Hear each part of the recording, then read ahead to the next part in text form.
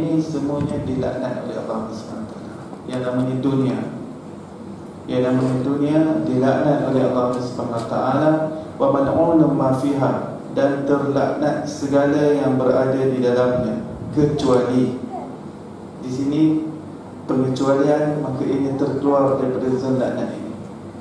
Jika dunia ini telah dilabelkan oleh Allah melalui lisannya Rasulullah SAW sebagai zon laknat kesemuanya, bahkan apa yang berada di antaranya, berada di dalamnya, di sisinya, semuanya adalah terlaknat.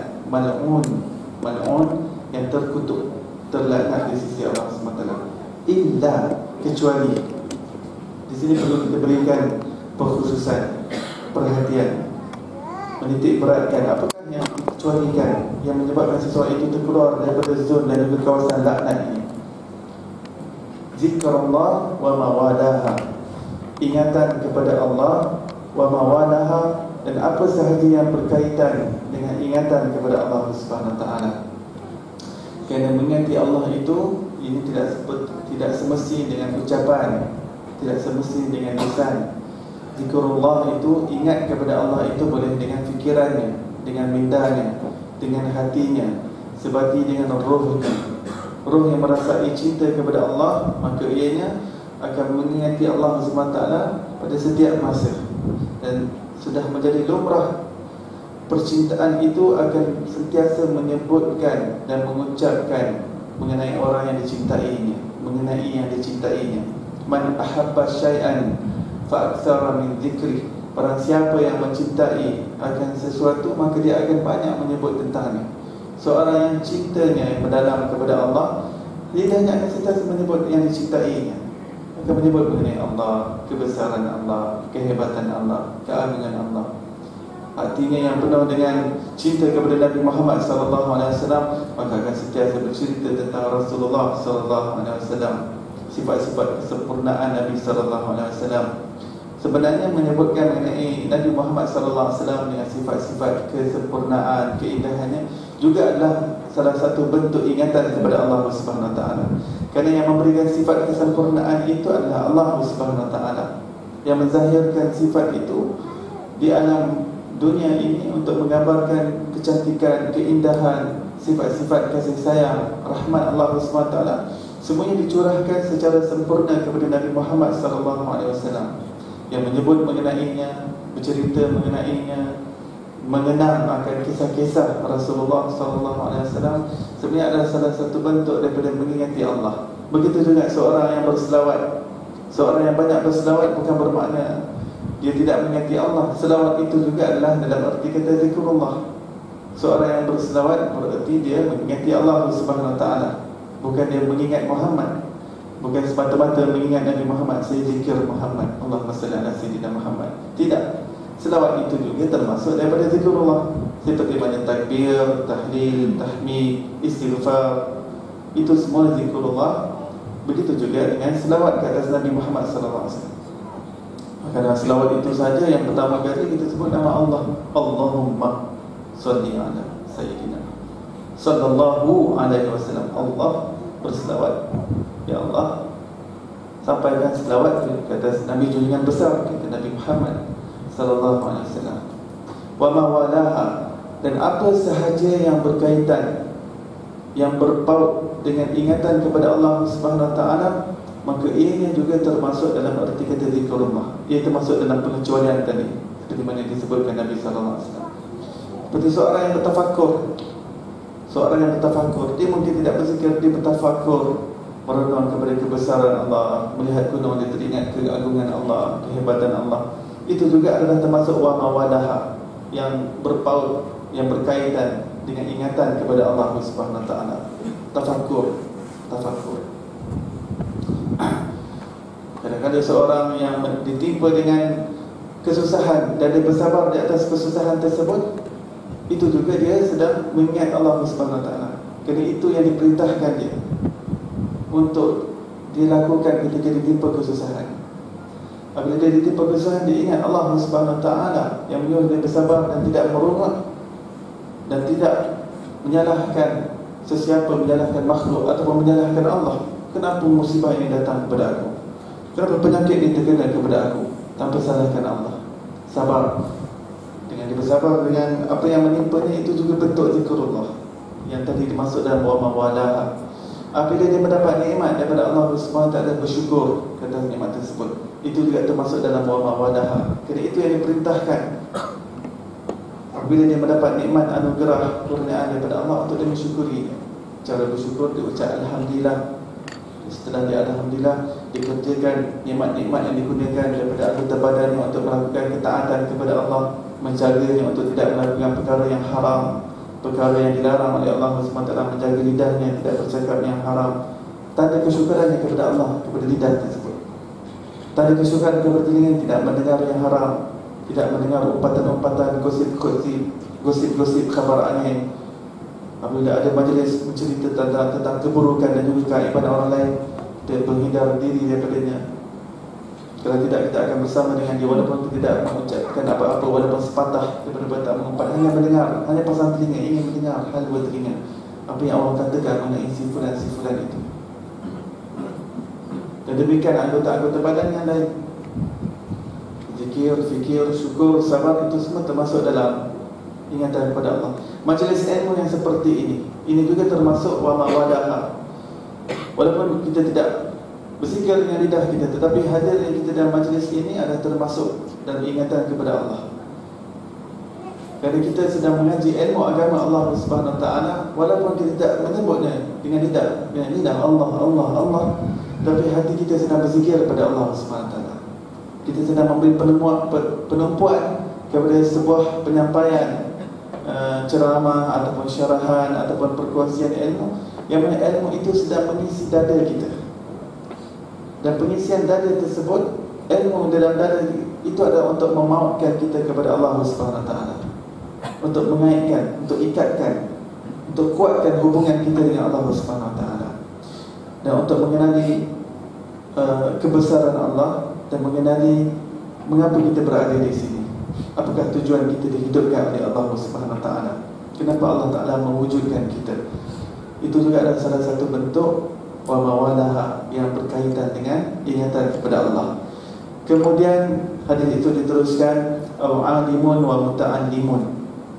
Yang terkeluar daripada zon laknat dunia ini adalah mereka daripada kalangan orang-orang yang alim, orang-orang yang berilmu. Mereka yang berilmu, mereka lah yang berpotensi besar untuk takut kepada Allah Subhanahu Wa Taala. Orang yang tidak berilmu, dia tidak menghiraukan untuk merasa khauf, untuk merasa khasyah, untuk merasa takut kepada Allah Subhanahu Wa Taala. Demikian firman Allah Subhanahu Wa Taala, innama yakhshallaha min ibadihi ulama. Hanya sahaja orang yang takut kepada Allah Subhanahu Wa Taala itu adalah daripada kalangan ulama, kalangan ahli ilmu. Maka jadikan diri kita daripada kalangan ahli ilmu, maka kita akan lebih mengenal Allah Subhanahu Wa Taala, mengenal hakikat diri kita sendiri sebagai insan, mengenal hakikat dunia ini dan mengenal hakikat akhirat. Maka 4 kunci itu akan menyebabkan kita mengenal dan juga memahami banyak perkara. Pertama, mengenali Allah. Kedua, mengenali diri sendiri. Ketiga, mengenal dunia. Yang kita katakan dari dunia dilaknat, itu satu pengenalan. Satu pengenalan. Oh, rupanya dunia yang aku duduk ini rupanya tempat yang dilaknat oleh Allah, tempat yang dikutuk rupanya, kawasan yang Allah SWT tak pandang. Dan kita akan terang nanti apa maksud dunia yang macam mana yang dilaknat itu. Kawasan, dan apakah maksud dipandang? Adakah ada sesuatu kawasan atau tempat yang tidak dilihat oleh Allah? Kita akan bincang sebentar lagi. Alimun wa muta'allimun. Muta'allim, orang yang menuntut ilmu, orang yang berusaha, orang yang sedang bermujahadah, orang yang menggunakan tenaganya, masanya untuk menuntut ilmu. Dan muta'allim ini yang tidak khusus kepada pelajar-pelajar madrasah yang duduk di dalam ma'had ataupun dalam institusi pengajian agama. Mereka yang keluar daripada rumah mereka untuk duduk dalam majlis-majlis ilmu, dalam rumah-rumah Allah, di dalam masjid ataupun di dalam surau ataupun di dalam balasah ataupun di dalam balai, untuk belajar ilmu agama dalam dewan, maka itu masuk dalam muta'allimun. dia mengajar untuk mempelajari ilmu. Apakah makna ilmu? Ilmu adalah ketibaan hakikat makna sesuatu pada diri kita dan ketibaan diri kita kepada hakikat makna tersebut. Itu dipanggil sebagai ilmu. Jika tidak tiba makna hakikat sesuatu itu pada diri kita, kita tidak faham perkara tersebut. Itu bukan ilmu. Jika kita merasakan dunia ini adalah tempat kenikmatan, tempat enjoy, tempat untuk kita berseronok, tempat untuk kita berpoya-poya, maka ilmunya mengenai bagaimana dia memahami dunia itu tidak benar dan tidak kena seperti mana yang diajar oleh Nabi Muhammad SAW. Bermakna hakikat makna dunia ini belum tiba pada dirinya lagi. Bermakna dia tidak ada ilmu mengenai dunia, ilmu yang sahih. Kerana dia memandang dunia ini tempat yang berseronok, tempat yang, dan dia akan lalai-lalaikan dengan dunia ini.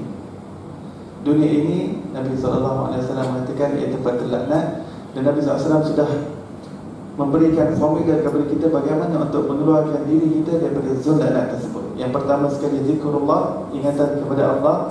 Kedua, wa ma walaha, apa sahaja yang berkaitan dengan ingatan kepada Allah. Yang ketiga, alim, orang yang berilmu daripada ulama. Dan yang keempat, muta'allim, orang yang sedang dalam perjalanan untuk menjadi alim, orang yang menuntut ilmu. Orang yang sedang menuntut ilmu, walaupun di dalam proses untuk menjadi ahli ilmu, dia juga adalah termasuk daripada zon yang terkeluar daripada laknat Allah Subhanahu Wa Taala. Jadi apa maksud daripada sejak Allah Ta'ala ciptakan dunia ini, Allah tidak pernah pandang dengan rahmatnya? Adakah Allah Ta'ala tidak pernah melihat dunia ini? Bukan begitu. Kerana setelah Allah Ta'ala ciptakan, segala apa yang diciptakan Allah, segalanya dalam pengawasan Allah, segalanya dalam pantauan Allah, segalanya dalam penglihatan Allah. Tapi maksud tidak memandang dunia yang diciptakan Allah Ta'ala itu adalah dengan pandangan rahmat kasih sayang. Tidak memandang dengan pandangan rahmat dan kasih sayang Allah SWT kepada dunia. Dan apakah yang dimaksudkan dengan dunia yang terlaknat ini? Mahligai, istana, emas, zamrud, zabarjad, intan, permata, wang ringgit,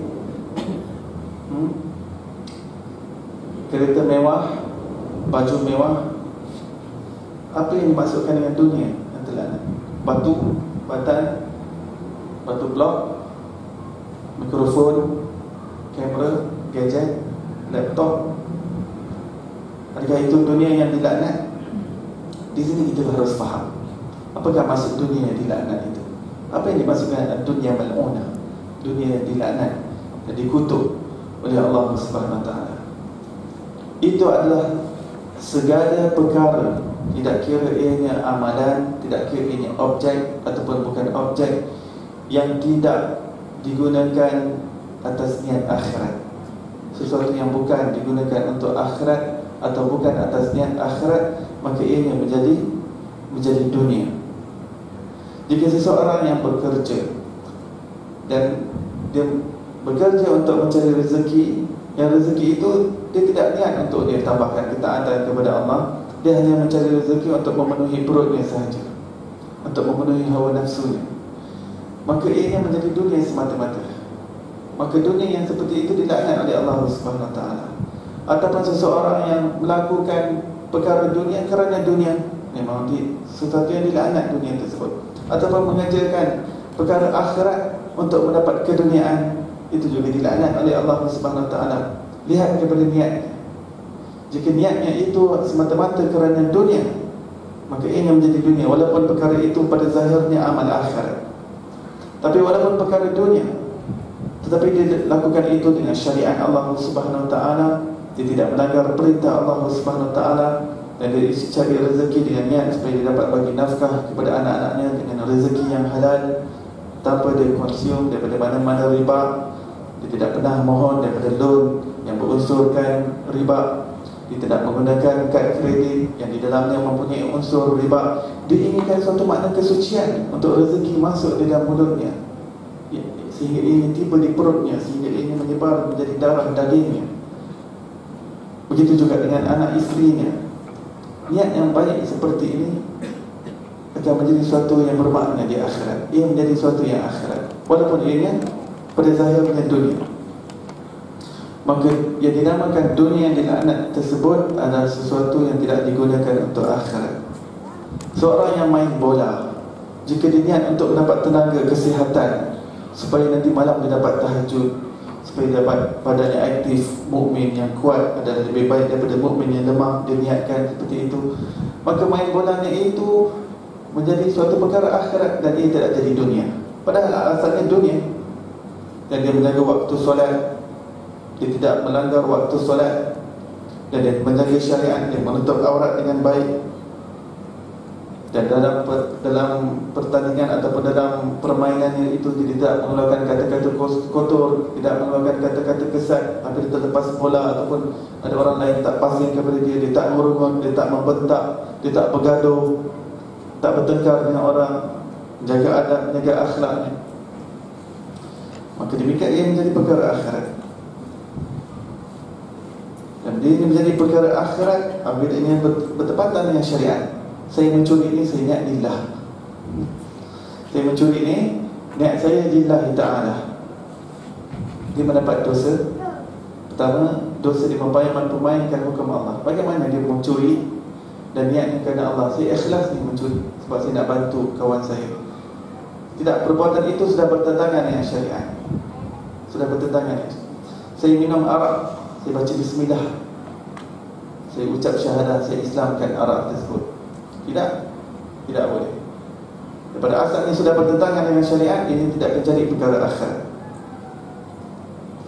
Melainkan jika sesuatu yang haram itu telah diberikan keizinan oleh syariat untuk mengambilnya. Jika seseorang dalam keadaan darurat, maka ia dalam keadaan hutan, tidak ada daging yang lain selain daging kera ataupun daging khinzir saja yang ada, maka diambil hanya sekadar darurat itu, dimakan untuk melegatkan tubuh badannya, bukan makan dengan kenyang. Demikian. Begitu juga dengan akhir. Itu adalah beza dunia, sesuatu yang dijadikan semata-mata kerana dunia. Tidak ada niat lillah, tidak ada niat untuk simpanan di akhirat, maka ia jadi dunia. Dunia yang seperti itu yang dilaknat oleh Allah Subhanahu Wa Taala. Seorang yang membina rumah yang besar, jika niatnya itu semata-mata kerana dunia, supaya nampak gah, supaya orang nampak dia mempunyai, seorang yang mempunyai wang, seorang yang mempunyai kedudukan, pangkat, sehingga mempunyai rumah yang besar seperti ini, supaya orang nampak dengan pandangan yang mulia kepadanya, supaya orang tahu status dia sebagai orang kaya, maka ia telah menjadikan semata-mata dunia. Tidak ada sesuatu yang terbagi untuk di akhirat, maka dunia itu dilaknat oleh Allah SWT. Tapi seorang yang membina rumah yang besar, bilik yang banyak, mengatakan saya buat urang yang besar ini supaya nak bawa ulama, saya nak bawa ustaz, nak buat majlis agama di sini, saya nak bawa tetamu-tetamu sentiasa datang ke rumah saya, niatkan untuk agama Allah SWT, maka ia menjadi akhirat. Sesuatu yang harus asalnya, seperti minum, makan. Seorang yang makan minum tanpa niat, maka ia menjadi dunia semata-mata, perkara harus. Kerana itu orang-orang saleh apabila dia melakukan perkara yang harus seperti makan, minum, tidur, rehat, tanpa dia masukkan niat yang saleh, niat yang baik, maka dia akan istighfar, taubat kepada Allah. Kenapa dia melepaskan modalnya? Kerana setiap masa kita di dunia ini adalah modal kita di akhirat. Setiap daripada masa itu adalah modal untuk kita naik ke makam yang lebih tinggi di sisi Allah SWT, tapi dia telah sia-siakan. Kerana di situ ada potensi untuk seseorang naik makam yang lebih tinggi di sisi Allah dengan dia melakukan niat yang baik. Aku minum ini supaya aku dapat kekuatan untuk tambah tenaga, tambah kekuatan untuk beribadah kepada Allah SWT. Saya makan ini dengan niat supaya dapat tambah tenaga, tambah kekuatan. Demikian seseorang itu melihat kepada dunia ini dan melihat kepada akhirat. Dan perkara akhirat, seorang yang melakukan sesuatu amalan kerana Allah SWT ikhlas, maka ia menjadi akhirat. Suatu amalan soleh yang dilakukan bukan kerana Allah untuk pamer kepada manusia, ia menjadi dunia. Ia menjadi dunia. Dan ia dilaknat oleh Allah SWT. Dunia dilaknat. Dan itu ada hadis mengatakan, orang yang tidak ikhlas dibawakan amal-amalan dia oleh para malaikat naik sampai ke langit yang ketujuh dengan penuh dengan gilang gemilang cahaya berpancaran, sehingga malaikat-malaikat yang bawa pun penuh dengan bangga, beribu-ribu malaikat mengiring amalan soleh itu naik ke langit. Allah Ta'ala mengatakan, wahai malaikat, kamu hanya menjaga pencatatan amalannya sahaja, tapi akulah yang mengawal dalam lubuk hatinya. Dan lubuk hatinya dia bukan melakukan amalan ini kerana aku. Dia tidak ikhlas kerana aku. Dia buat kerana ada orang lain. Maka lemparkan semula amal ini kepadanya dan kutukan aku kepadanya. Dan apabila Allah menghantarkan kutukan, maka seluruh malaikat yang bersama di langit itu mengutuk orang tersebut, melaknat.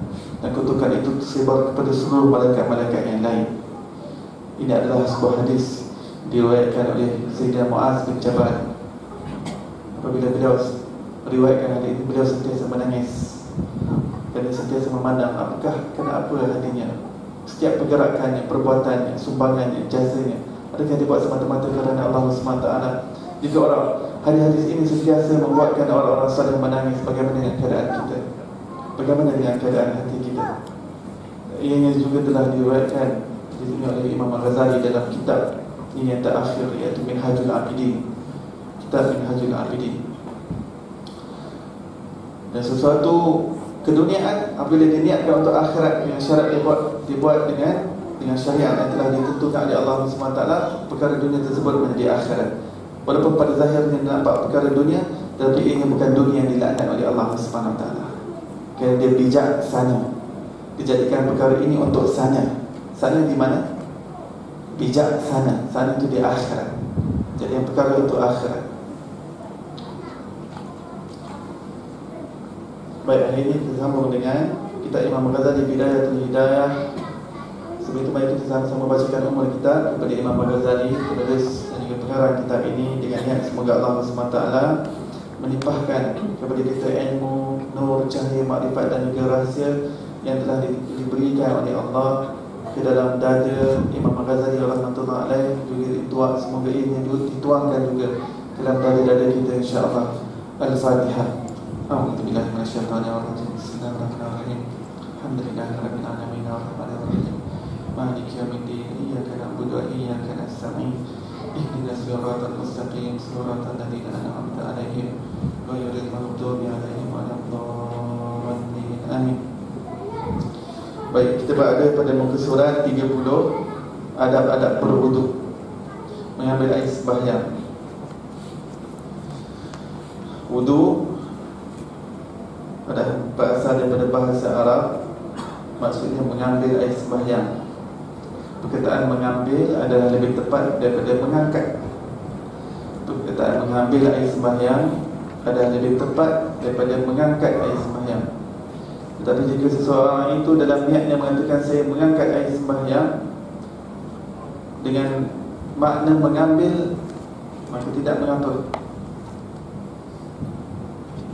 Tetapi seorang yang mengatakan mengangkat air sembahyang dengan niat rafa', nawaitu raf'al hadasil asghar lillahi ta'ala, sahaja aku berniat untuk mengangkat hadas kecil kerana Allah Ta'ala. Itu kan salah satu niat berwudu, betul? Sahaja aku mengangkat hadas kecil. Apa maksud mengangkat? Apa maksud mengangkat? Rafa', mengangkat di situ bukan bermakna memikul. Mengangkat itu bukan makna memikul hadas kecil. Bukan. Kalau memikul hadas kecil bermakna dia masih berhadas kecil. Dengan berwudu itu dia berniat untuk memikul hadas kecil, bermakna dia ada hadas kecil lagi. Sekarang ini masalahnya dia ingin buang hadas kecil. Kerana seseorang yang dalam keadaan tidak berwudu, seorang yang melakukan sesuatu yang membatalkan wudu, dia berada dalam keadaan hadas kecil. Maka untuk menghilangkan itu bermakna mengangkat daripada dirinya secara total. Hadas kecil itu diangkat daripada dirinya. Faham tu? Diangkat. Bukan dia memikul, macam menggendong, mengangkat. Macam mana menggendong hadas kecil? Mengangkat kat situ maksudnya membuang. Mengangkat kat situ maksudnya membuang terus daripada dirinya. Dan cara mengangkat itu dengan membasuh beberapa anggota badan yang tertentu dengan niat yang tertentu. Maka dengan automatiknya hadas kecil yang berbentuk maknawi yang tak dapat dilihat dengan mata kasar kita, mana kotoran di badan aku. Hadas kecil itu kotoran kecil. Saya tak nampak kekotoran. Tidak. Ini yang berbentuk maknawi, tidak dilihat dengan mata kasar. Ia dapat terangkat daripada diri manusia bagi seorang membasuh beberapa anggota badannya dengan tertib, dengan niat yang tertentu, dengan anggota badan yang tertentu, dengan automatiknya, tanpa dapat dilihat dengan mata kasar. Ia terangkat daripada diri kita, dan kita sedang berada dalam keadaan taharah. Tiba-tiba kita berada dalam keadaan suci. Kalau seorang mengatakan mengangkat air sembahyang, mengangkat air sembahyang, jadi dia perlu faham maksud mengangkat di situ adalah mengambil air sembahyang untuk mendekapkan air sembahyang itu pada dirinya. Boleh. Nawaitul wudu lillahi ta'ala. Seorang yang berniat, sahaja aku berwudu, maksudnya sahaja aku mengambil air sembahyang, sahaja aku berwudu kerana Allah Ta'ala, boleh. Tapi kalau mengangkat air sembahyang dengan niat seperti mana mengangkat tadi hadas kecil, tak tepat. Tak tepat. Seolah-olah dia mengambil wuduk dan dia mengangkat air wuduk tersebut daripada dirinya. Bermakna dia tidak berwuduk. Dia mengambil wuduk dan dia mengangkat air wuduk daripada dirinya, maka dia tidak berwuduk. Tapi kalau mengangkat di situ kita niatkan pada mengambil, tidak ada masalah. Apa yang kita niatkan ketika berwuduk selalunya, sahaja aku mengambil air sembahyang, mengambil wuduk. Ada yang menggunakan mengangkat wuduk. Tak ada. Mungkin saya yang tersilap. Baik, kadang-kadang ada dengar orang kata mengangkat air sembahyang. Dah angkat belum air sembahyang? Dah ambil belum?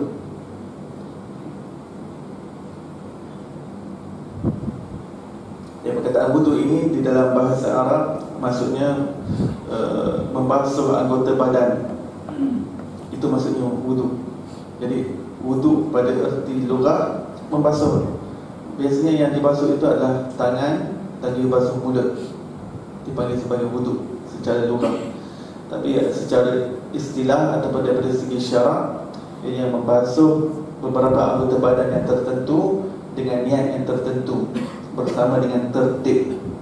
Itu dinamakan sebagai wuduk daripada segi syarak. Ada anggota-anggota yang tertentu. Tapi kalau orang Arab ini kalau sebut wuduk, tak semestinya wuduk yang untuk solat. Kalau kata dia nak makan, kata dah wuduk belum? Maksudnya dah basuh mulut, dah basuh tangan ke belum? Begitu. Dan itu ada hadis Rasulullah SAW mengatakan, apabila kamu memakan daging yang telah tersentuh dengan api, maka hendaklah kalian berwuduk. Jadi ulama Syafi'i mengatakan apa yang dimaksudkan dengan berwuduk yang Rasulullah setelah makan daging unta ataupun telah makan daging yang terkena api, dalam berwuduk, wuduk di situ adalah berkumur mulut dan basuh tangannya.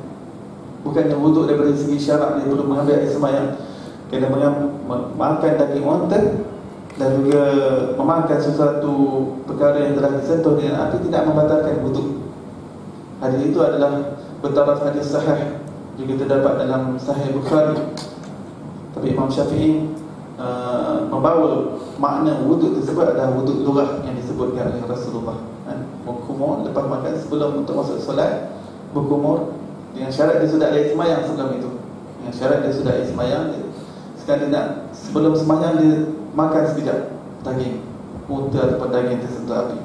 Nabi SAW menggalakkan untuk berkumur, dipanggil wuduk juga, supaya tidak nanti dalam solat tidak ada sisa-sisa baki makanan. Dan wuduk ini juga terdapat pada umat-umat yang terdahulu. Ini bukan suatu yang khusus untuk umat Nabi Muhammad SAW, tapi ini juga telah terdapat pada umat-umat yang terdahulu. Mereka juga berwuduk untuk mereka mengerjakan sembahyang. Adakah umat-umat terdahulu juga solat? Ya, mereka juga melakukan solat. Mereka juga melakukan wuduk sebelum mereka melakukan solat. Seperti mana kita melakukan wuduk sebelum melakukan solat, hanya sahaja solat yang diwajibkan ke atas kita tidak sama seperti mereka. Kita 5 kali solat sehari dan juga semalam. Ini tidak diberikan kepada umat yang terdahulu. hanya saja yang diistimewakan oleh Allah SWT kepada umat ini yang berkaitan dengan wudu yang tidak diberikan kepada umat-umat yang terdahulu, yang mana anggota-anggota badan yang terkena dengan air wudu akan memancarkan cahaya di akhirat nanti, sehingga memudahkan Nabi Muhammad SAW untuk mengenali umatnya. Kerana begitu ramai manusia di akhirat nanti, bagaimana Nabi SAW boleh mengenali kita? Nabi SAW akan mengenali kita. Apakah IC kita pada ketika itu untuk tunjukkan kita ini adalah umat Nabi SAW? Apa ID kita? Apa IC kita? Identiti kita. Perlu kita faham bahawa pada masyarakat itu tempatnya gelap. Yang kita bayangkan tempatnya terang, tempatnya gelap. Panasnya itu adalah seolah-olah matahari disingkal, bukan matahari di atas kepala, jadi terang benderang, bukan. Panasnya itu seperti matahari di atas sejengkal di atas kepala, panas. Tapi tempat itu adalah gelap. Pada mahsyar itu gelap, kubur itu gelap. Nanti akan menjadi cahaya itu adalah amal-amal soleh manusia. Inginkan cahaya yang lebih, maka beramal soleh, dia akan menjadi cahaya di dalam kubur. Dan tidak yang menjadi kegelapan dan kegelapan. Dibangkitkan daripada mahsyar, pada mahsyar itu gelap. Kerana itu Al-Quran sentiasa mengatakan bahawa orang-orang munafik dan orang kafir nanti sentiasa akan mengimpit kepada orang mukmin untuk mengambil, mencubit ataupun memetik cahaya daripada mereka, untuk menumpang cahaya orang-orang mukmin di pada mahsyar nanti. Di pada mahsyar itu gelap, di mizan itu gelap, di titian sirat itu gelap. Yang akan memancarkan cahaya adalah orang-orang mukmin. Dan cahaya yang paling hebat adalah yang dipancarkan oleh umat Nabi Muhammad SAW. Tempat di mana anggota badan yang terkena dengan air wudu, di situ akan glow in the dark, kan? Glow in the dark. Nabi SAW mengatakan, aku mengenali umatku dengan ghurran muhajjalin, dengan terpancarnya cahaya daripada anggota badan mereka, dan aku akan kenal mereka. Sini umatku sini. Wajah mereka akan bercahaya, tangan mereka akan bercahaya, kaki mereka akan bercahaya, kepala mereka akan bercahaya. Maka Nabi SAW dalam hadis sahih yang mengatakan, kalau kalian mampu, maka basuhlah daripada anggota badan itu, dilebihkan sedikit, dilebihkan. Kerana kawasan yang terkena dengan air wudu itu di akhirat nanti akan bercahaya. Nabi SAW kata lebihkan, untuk mudahkan Nabi SAW mengenali kita, identiti kita sebagai umat Nabi SAW. Bukan apa yang kita nak, kita dambakan syafaat Nabi SAW di akhirat. Kita tak tahu nasib kita di sana nanti. Kita perlukan orang yang rapat dengan Allah SWT untuk kita selamat di sana. Dan ketika itu yang paling dicintai, yang paling dipandang oleh Allah adalah kekasihnya Nabi Muhammad SAW. Jika kita dapat bersama dengannya, alhamdulillah wa biha wa na'imah. Kerana itu Abu Hurairah radhiyallahu anhu kalau basuh ketika berwudu itu, tangannya dia basuh sampai sini. Aku ingin cahaya lah di akhirat. Kalau basuh kaki itu sampai ke lutut, aku mau cahaya lah, cahaya di akhirat akan memancar cahaya. Maka siapa yang berpeluang untuk melebihkan basuhan itu, lebihkan, kata Nabi SAW. Mungkin tidak perlu selalu, tapi sekali-sekali ada masa yang mudah untuk kita melakukan. Sekali kita lebihkan. Kalau tidak, nanti tempat wudu nanti orang buka baju semua tu, basuh sampai dan menyusahkan. Pada kadar kemampuan masing-masing. Jadi pancaran wudu itu yang bercahaya itu tidak didapati oleh umat-umat yang terdahulu. Keistimewaan itu diberikan kepada umat Nabi Muhammad SAW. Dan wudu ini termasuk dalam bab taharah, bab kesucian. Apa yang kita sentuh pada hari ini adalah taharah zahir, taharah yang berbentuk lahir, yang berbentuk luaran. Tapi taharah yang lebih penting daripada luaran itu adalah yang berbentuk batin, taharah batin, kesucian dalaman. Seperti mana penting taharah dan kesucian luaran itu, tetapi yang lebih penting daripada itu lagi adalah kesucian dalaman kita, kesucian hati, kesucian batin. Dan setiap daripada basuhan anggota badan kita, kita bukan niat untuk membasuh anggota luar sahaja, tetapi ingin memberi efek kepada hati kita. Kerana itu Imam Ghazali membawakan satu adab-adab berwudu ini, supaya kebersihan dan kesucian taharah wudu itu bukan hanya sekadar terhalang, bukan hanya sekadar di anggota badan yang berbentuk zahir ini sahaja, tapi sehingga ia menembus kesucian itu hingga kepada hati manusia, memberi efek kepada rohnya, memberi kesan kepada jiwanya, kepada akalnya dan sebagainya. Baik, Imam Ghazali mengatakan, apabila engkau selesai daripada istinja, maka janganlah engkau meninggalkan bersiwak, kerana bersiwak itu, sabda Rasulullah sallallahu alaihi wasallam, bitaharatun lil fam, mardatun lir rabb, maskhatatun lisyaitan. Artinya bersiwak itu menyucikan mulut. Maksudnya mitaharah itu adalah alat menyucikan mulut. Wa mardatun lir rabb, alat untuk menarik keridaan Allah Subhanahu wa taala. Maskhatun lisyaitan, dan menyebabkan keredaan Tuhan dan membencikan bagi syaitan, dan menyebabkan keredaan Allah dan membencikan bagi syaitan. Hadis riwayat An-Nasai Ibnu Majah daripada Aisyah radhiyallahu anha. Satu alat ini yang menjadi tiga serangkai cabang fungsinya. Satu, yang alat pembersih kepada mulut. Kedua, alat untuk menarik keredaan Allah Subhanahu wa taala. Dan ketiga, alat untuk menyebabkan marahnya syaitan. Syaitan marah dengan orang berwudu, dengan orang yang bersiwak. Tetapi Allah SWT sangat suka kepada orang yang bersiwak. Nabi SAW sentiasa bersiwak, sehingga Sayyidina Aisyah radhiyallahu anha mengatakan seolah-olah Nabi SAW ingin mencabut giginya dengan bersiwak tersebut. Bangun saja daripada tidur, Nabi SAW akan bersiwak.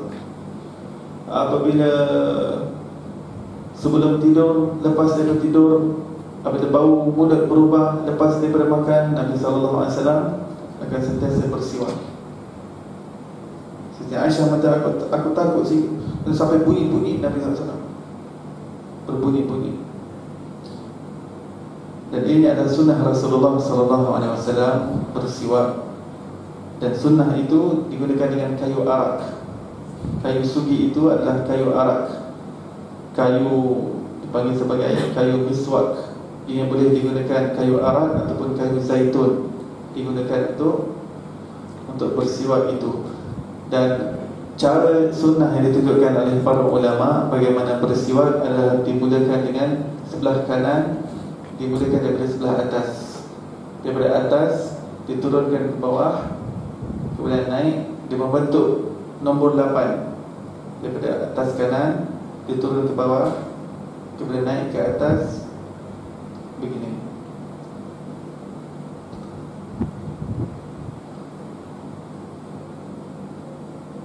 Dan ulama mengatakan bahawa bersiwak itu menyebabkan redanya Allah dan membencikan syaitan, dan rukuk itu adalah menyebabkan bencinya Allah dan juga meredakan syaitan. Kenapa? Asap itu makanan syaitan, makanan jin dan juga makanan syaitan. Maka seorang yang merokok, maka dia menyediakan supply makanan untuk syaitan. Dan ulama mengatakan seorang yang bersiwak, antara kelebihannya adalah dia mudah untuk mengucapkan asyhadu an la ilaha illallah wa asyhadu anna Muhammadar Rasulullah ketika hendak menghembuskan nafas yang terakhir. Dia akan mudah untuk mengucapkan kalimah ketika menghembuskan nafas yang terakhir. Dan antara keburukan merokok itu, ulama mengatakan akan susah untuk dia mengucap syahadah ketika hendak menghembuskan nafasnya yang terakhir.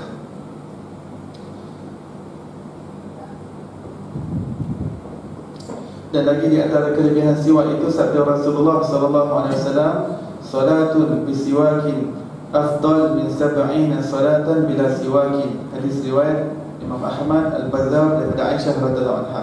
Artinya sekali solat dengan bersiwak adalah lebih afdal daripada 70 kali sembahyang dengan tiada bersiwak. Seorang yang tidak mempunyai siwak, dan sebuah riwayat mengatakan walaupun dengan hujung kainnya, hujung daripada jubahnya digosokkan di lidah, sesuatu yang berbentuk kesan, dia masih mendapat pahala sunnah. Tapi menggunakan tangannya, tangannya tidak, ini bukan berbentuk sesuatu yang bercantum dengan badannya, tidak digunakan untuk bersiwak. Dia tidak mendapat pahala sunnah jika digunakan jarinya. Tapi seorang yang menggunakan sesuatu yang kesat, walaupun tidak ada sugi, maka dia keluarkan hujung daripada lengannya dan menggosokkannya, boleh sah solatnya menggunakan hujung lengannya. Dan ini adalah satu fadilat yang besar. Satu solat yang dilakukan dengan bersiwak lebih baik daripada 70 kali solat. Dalam sebuah hadis yang lain juga, walaupun riwayat yang dhaif, tapi boleh digunakan sebagai fadilatul amal, iaitu solat yang dilakukan dengan berserban lebih baik 70 kali daripada solat yang dilakukan tanpa serban. Untuk lelaki, jangan lepas ni perempuan pun nak pakai serban, tapi boleh diamalkan dengan siwak tersebut. Dan diriwayatkan daripada Abu Hurairah radhiyallahu anhu, Rasulullah sallallahu alaihi wasallam bersabda, "Laula an asyqa ala ummati la amartuhum bis-siwaki fi kulli salatin." Artinya, jikalau aku tidak menyusahkan ke atas umatku, pasti aku wajibkan mereka bersiwak pada setiap kali solat. Maka setiap kali hendak solat, Nabi SAW mengatakan, kalau aku tidak menyusahkan umat aku, sudah tentu aku akan wajibkan mereka. Dan Nabi SAW sangat partikular, sangat menitik beratkan tentang taharah, sehingga ianya menzahirkan keindahan agama kita, keindahan agama Islam. Sehingga perkara gigi pun Nabi SAW ajarkan kepada kita. Daripada sekecil-kecil perkara, daripada istinja. Sebelum ini kita membicarakan mengenai bab istinja, bagaimana berada dalam tandas. Sekarang mengenai gigi, Rasulullah SAW mengajarkan kita mengenai gigi. Subhanallah.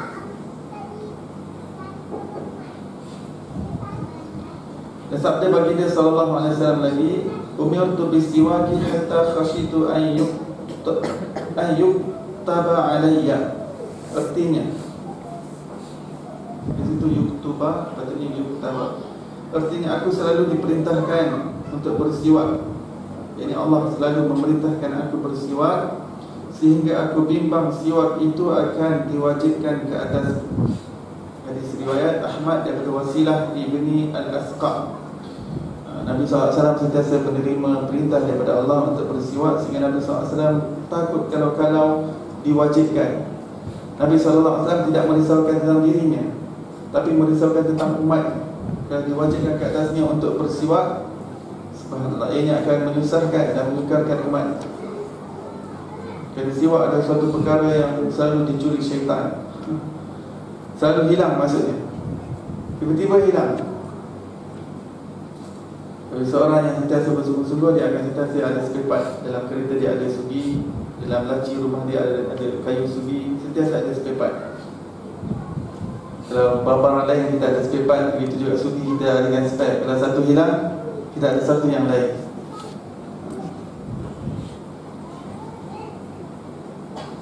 Sekurang-kurangnya dua ada. Sekurang-kurangnya ada dua. Kalau satu hilang, ada spare yang lain, satu yang lain. Kemudian hendaklah engkau duduk menghadap kiblat di atas tempat yang sedikit tinggi, supaya engkau tidak terkena percikan air dan baca olehmu ketika akan doa. Baik, seorang yang mengamalkan sunnah, lebih-lebih lagi pada zaman fasad dan mungkar ini, Allah SWT memberi ganjaran 100 pahala mati syahid. Man ahya sunnati inda fasadi ummati. Siapa yang mengamalkan sunnahku di zaman kerosakan umatku, zaman fasad dan mungkar, maka baginya pahala 100 pahala mati syahid. Maka ini adalah ganjaran yang besar, kerana umat akhir zaman, zaman fasad dan mungkar itu adalah zaman akhir zaman. Ketika itu manusia hendak memegang dan berpegang teguh dengan agama, dan seperti memegang bara api. Bara api jika nak dipegang, dia lepas. Pegang bara api, dia nak lepas. Demikian suatu zaman, suatu fasa, masa yang susah untuk seseorang mengamalkan sunnah, tetapi dia tetap istiqamah, tetap teguh untuk mengamalkan sunnah, maka baginya 100 pahala mati syahid. Ganjaran lebih besar diberikan oleh Allah Subhanahu Wa Taala. Pada zaman Sayyidina Umar Al-Khattab radhiyallahu taala anhu, beliau telah menghantar satu angkatan perang untuk memerangi kaum kufar. Dan mereka telah berperang, tetapi kemenangan tidak berpihak kepada mana-mana daripada mereka. Maka orang Islam pelik, apakah faktor mereka kalah? Kerana biasanya umat Islam lebih-lebih lagi pada zaman Sayyidina Umar Al-Khattab, di mana sahaja mereka pergi, mereka akan dapat membuka tempat tersebut dan akan dapat masuk Islam di dalamnya. Maka Ketua Angkatan Perang telah menghantar surat kepada Sayyidina Umar Al-Khattab, mengatakan angkatan kami tidak berjaya untuk mengalahkan kaum kufar. Apakah pendapat Tuan Amirul Mukminin Umar Al-Khattab radhiyallahu ta'ala anhu? Sayyidina Umar mengutus surat kepadanya, mengatakan cuba kamu lihat pengamalan sunnah di kalangan tentera-tentera kamu, dan jika ada yang meninggalkan amalan sunnah, maka itu adalah salah satu faktor tercabutnya nusrah dan juga pertolongan daripada Allah Subhanahu Wa Taala. Maka apabila ketua angkatan itu mendapat surat itu, maka dia melihat dan dia cek daripada setiap daripada angkatan perangnya, daripada askarnya, adakah mereka mengamalkan sunnah Nabi sallallahu alaihi wasallam termasuk siwak. Dan ada di antara mereka hanya beberapa orang tidak mengamalkan siwak, dan ketika itu juga ketua angkatan tersebut mengambil kayu-kayu arak dan memotongnya dan menyuruh angkatan perang ini semua untuk bersiwak. Dan ketika mereka bersiwak beramai-ramai di atas perintah daripada ketua angkatan itu, ada daripada pihak musuh yang menghantar spy daripada jauh untuk melihat bagaimana keberadaan tentera muslimin. Dan ketika mereka melihat orang-orang Islam sedang mengambil kayu-kayu dan juga memecahkan di bahagian depannya dan menggosok gigi mereka, Allah Ta'ala di situ juga telah menghantar nusrah kepada mereka, kepada orang Islam. Dengan apa? Dengan meletakkan rasa kegerunan dalam hati para musuh. Terus 2-3 daripada pengintip itu rasa gerun dan terus merasakan ini orang Islam sedang mengasah gigi mereka, ingin memakan kita, orang bukan Islam. Maka dia balik kepada base mereka dan beritahu kepada ketua mereka. Dia kata sekarang orang Islam sedang mengasah gigi mereka. Saya rasa mereka semua dah bersedia untuk makan, nak gigit kita semua. Dan ketika itu juga ketua angkatan perang kaum kufar, mereka membatalkan peperangan, pertempuran. Setelah itu mereka semua mengaku kalah dan mereka balik. Allah Ta'ala memberikan kemenangan nusrah disebabkan sunnah miswak tadi. Sunnah miswak. Zaman dahulu meninggalkan satu sunnah menjadi asbab mereka tidak mendapat nusrah Allah SWT. Tetapi pada zaman ini, mengamalkan satu sunnah Allah SWT berikan ganjaran yang begitu besar sekali. Begitu besar. Seorang yang menghidupkan sunnah pada zaman ini, kata Rasulullah SAW, ini lebih baik daripada 50 sahabat. Hadis dengan riwayat yang kuat. Umat akhir zaman dalam keadaan fasad dan juga kemungkaran ini, mereka dapat berpegang teguh dengan agama, dengan sunnah. Maka seolah-olah dirinya kedudukannya seperti 50 sahabat amal soleh. Dan para sahabat itu, jika mereka tinggalkan sebahagian daripada sunnah, mereka gagal. Tetapi umat ini, kata Nabi SAW, walaupun mereka mengamalkan 1 daripada 10 sunnah, maksudnya 10% mereka dapat amalkan daripada sunnah, daripada agama ini, mereka telah mendapat kejayaan, kebahagiaan di sisi Allah SWT. 10%. Kerana kelemahan apabila semakin akhir zaman, manusia semakin lemah. Dan ini telah difahami oleh Rasulullah SAW sejak 1400 yang lepas. Kegairahan, semangat, motivasi umat semakin menurun dan juga merundum.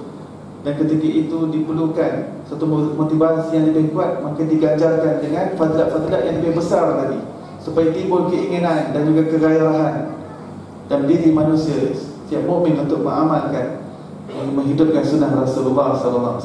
Sabda Nabi SAW, man ahya sunnati faqad ahabbani wa man ahabbani kana ma'i fil jannah. Barang siapa yang menghidupkan sunnahku, bermakna dia mencintai aku. Barang siapa yang mencintai aku akan bersama dengan aku di dalam syurga, di akhirat kelak.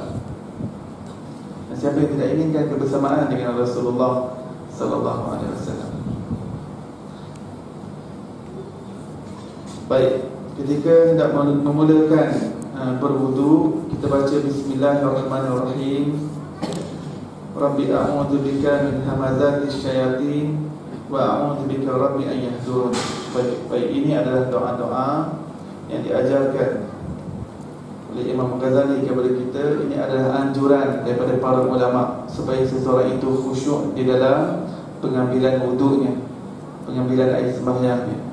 Maka diadakan doa-doa yang khusus untuk setiap anggota badan yang tertentu. Anggota badan yang lain mempunyai doa yang lain pula, doa yang khusus yang sesuai dengan anggota tersebut. Supaya apa? Supaya di dalam wuduk itu dapat menghadirkan makna kebersamaan dengan Allah, supaya fikirannya tidak menerawang ketika itu. Kerana ulama mengatakan kunci untuk seseorang itu memperolehi khusyuk di dalam solat adalah dia khusyuk di dalam wuduk. Jika seseorang telah mengamalkan kekhusyukan hatinya ketika berwuduk, dia akan memberi efek ketika dalam solat. Tetapi ketika dia berwuduk, fikirannya telah menerawang ke sana sini, maka ini akan memberi efek ketika dalam solat. Solatnya juga tidak akan khusyuk, fikirannya juga akan menerawang terawang-awang.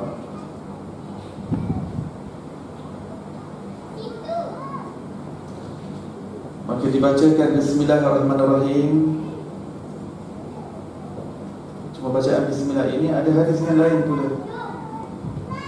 Sabda Rasulullah SAW dalam sebuah hadis, sesungguhnya sesiapa yang menyebut nama Allah ketika berwuduk, maka Allah menyucikan jasadnya semuanya. Tetapi sesiapa yang tidak menyebut nama Allah di dalam wuduk, maka tidak suci daripada jasadnya kecuali hanya anggota yang terkena air sahaja. Ini hadis yang dibawakan oleh Imam Ghazali pada penghujung bab ini, perenggan yang terakhir daripada bab ini. Daripada itu keluarnya, supaya diingati Allah Subhanahu Wa Taala daripada setiap anggota badannya itu. Supaya apa? Supaya ia tidak membasuh anggota zahirnya sahaja, tetapi anggota batinnya sekali, iaitu hatinya, rohnya. Bagaimana hadis itu menyebut, sesungguhnya sesiapa yang menyebut nama Allah ketika berwuduk, maka Allah menyucikan jasadnya semuanya. Semuanya itu termasuk dalamannya, hatinya, rohnya. Tetapi sesiapa yang tidak menyebut nama Allah dalam wuduk, maka tidak suci daripada jasadnya kecuali hanya anggota yang terkena air sahaja. Jadi seorang itu inginkan kesucian yang menyeluruh, termasuk akalnya, rohnya, mindanya, fikirannya, hatinya, jiwanya. Maka ingat Allah ketika berwuduk. Kerana taharah itu kita bukan inginkan kesucian daripada zahir saja, tetapi yang paling penting kesucian batin itu. Bila kita mulakan baca Bismillahirrahmanirrahim apabila air terkena daripada anggota badan kita, ketika terkena tangan, ketika air terkena tangan, ketika itu kita baca Bismillahirrahmanirrahim. Kemudian yang tambahan Rabbi a'udzubika min hamazatis syayatin.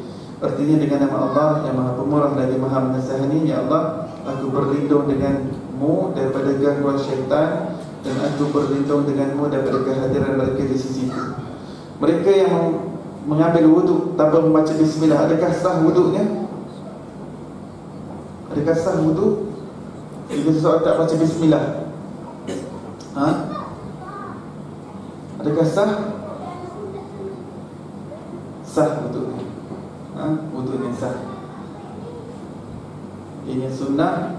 Jika seseorang tidak membacakan Bismillah, maka ia merugi. Tidak menyebut nama Allah, maka dia hanya membersihkan anggota badan itu sahaja. Seluruh badannya yang membentuk dalaman juga tidak terbersih, tidak tersuci. Kemudian basuhlah kedua tanganmu 3 kali sebelum engkau memasukkannya ke dalam bejana, dan baca olehmu doa, Allahumma inni as'aluka al-yumna wal barakah wa a'udzubika minasy syuhmi wal halakah. Artinya, ya Allah, aku meminta akan engkau akan kebahagiaan. Tuhan itu kebahagiaan dan berkat, dan aku berlindung denganmu daripada kesialan dan kebinasaan. Maka itu doa yang dianjurkan. Jika seseorang tidak menghafal doa-doa ini, maka dia boleh memahami daripada segi intipati daripada doa tersebut. Jika seseorang membasuh pergelangan tangannya, apa yang diinginkan daripada tangannya? Diinginkan keberkatan, diinginkan tuah daripada tuah itu maksudnya kebahagiaan, keberuntungan yang hakiki di sisi Allah SWT daripada tangan tersebut. Dan minta perlindungan ya Allah jauhkan daripada segala kebinasaan dan segala bentuk kesialan. So anda tak perlu hafal panjang. Kalau dapat hafal panjang, alhamdulillah, nikmat. Tapi jika seseorang tidak mampu untuk menghafal panjang, maka memahaminya dengan fikiran kita, apa yang kita inginkan. Yang penting di sini adalah Imam Ghazali ingin membawakan kekhusyukan, kehadiran hati kita ketika kita berwuduk. Kerana itu makruh ketika berwuduk untuk bercakap-cakap, lebih-lebih lagi bercakap dunia. Sehingga bercakap akhirat itu juga tidak digalakkan ketika berwuduk. Walaupun boleh, juga tidak digalakkan. Boleh seseorang yang dalam keadaan berwuduk hatinya sudah terpaku dengan Allah SWT. Ini akan memberi kesan dan pengaruh yang besar ketika kita solat nanti. Hatta kita makruh untuk memberi salam kepada orang yang sedang berwuduk. Makruh memberi salam. Orang yang diberi salam itu dia wajib untuk menjawab. Sudah dia boleh jawab waalaikumsalam. Tetapi kita yang mengganggu dia sedang konsentrasi dalam berwuduk itu makruh hukum. Makruh hukumnya memberi salam kepada orang yang sedang makan. Makruh hukumnya memberi salam kepada majlis yang sedang berjalan, mesyuarat yang sedang berjalan. Masuk dalam majlis, assalamualaikum, dan semua tu berhenti majlis. Waalaikumsalam.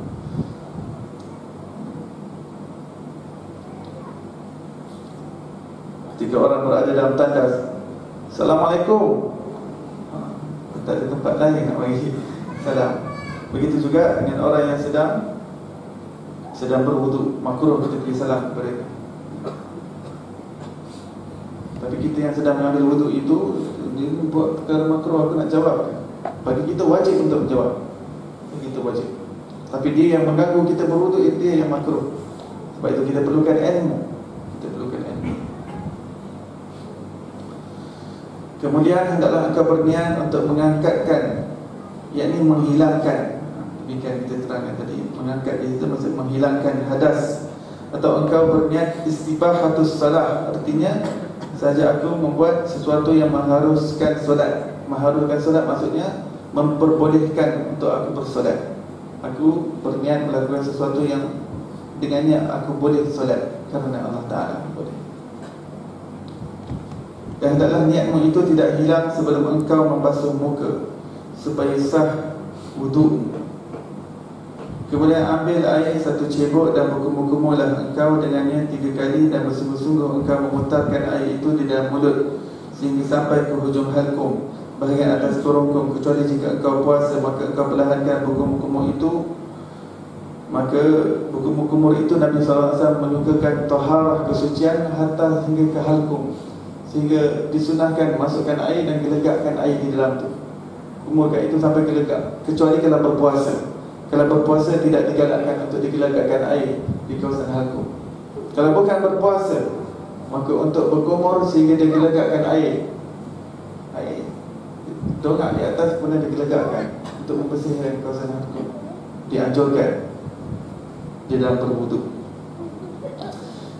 Dan niat berwuduk itu tempat wajibnya di mana? Tempat wajib untuk berniat wuduk ketika basuh muka. Ketika basuh muka itu adalah tempat niat. Tempat niat itu di lidah ataupun di hati? Di hati. Yang kita buat niat dengan lidah itu adalah untuk membantu hati. Itu adalah untuk menguat dan membantu hati. Tetapi tempat asal untuk berniat wuduk adalah di hati. Walaupun ulama mengatakan bahawa tempat wajib untuk berniat itu adalah ketika membasuh muka, namun disunahkan untuk berniat sejak daripada awal dia membasuh pergelangan tangan lagi, supaya dia mendapat pahala berwuduk.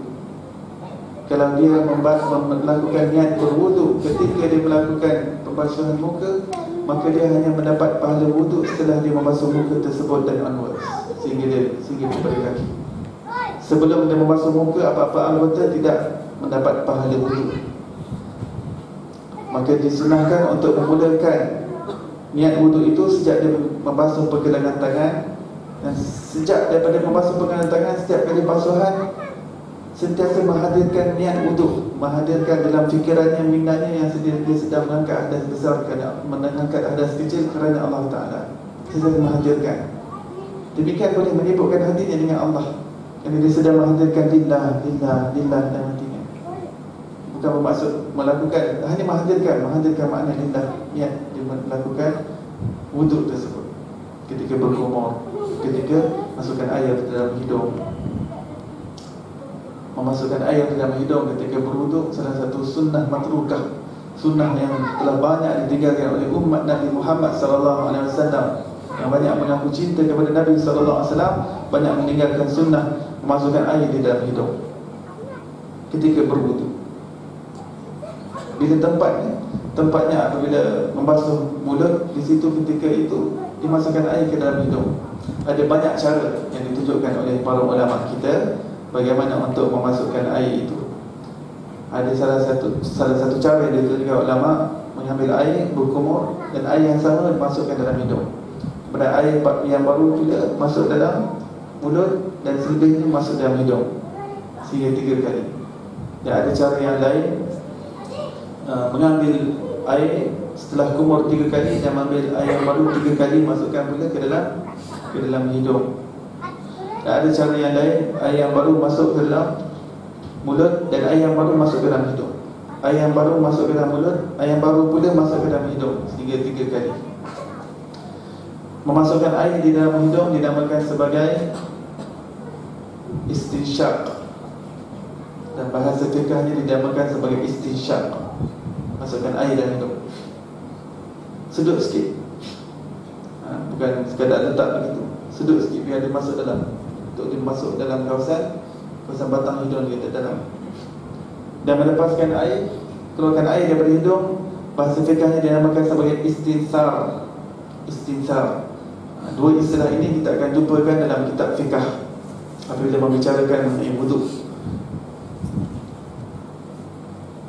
Dan adakah kita perlu berniat ketika di muka apabila kita sudah berniat di tangan tadi, pergelangan tangan?